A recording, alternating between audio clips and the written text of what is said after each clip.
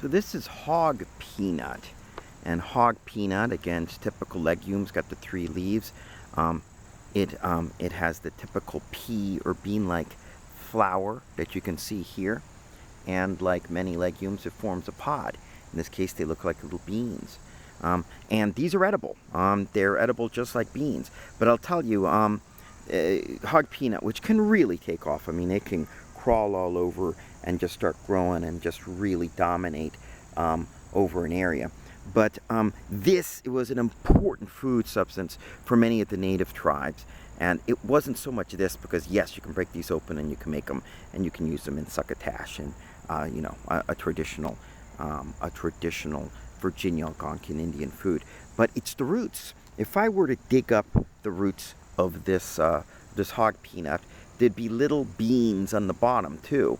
And those are the real hog peanuts. They're bigger, they're more substantial, and that even though these things, are like little peas and that sure they're edible, but the ones that are underneath the ground, those look like big beans and they're very, very edible, and that was the main food source. So it is a legume, it fixes nitrogen and so can enrich the soil. This can really take off as a ground cover and grow all over the place. I don't mind it, but I know in gardens people aren't crazy with it just creeping all over the place. But again, it's got some history, it's edible. It's been, part of the Virginia culture in particular with the Algonquin Indians eating in the succotash and other kinds of food.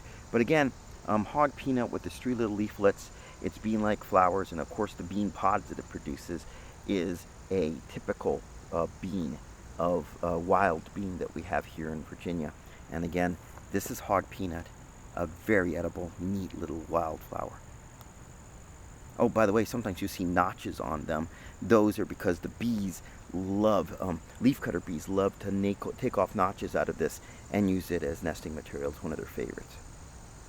Hog peanuts.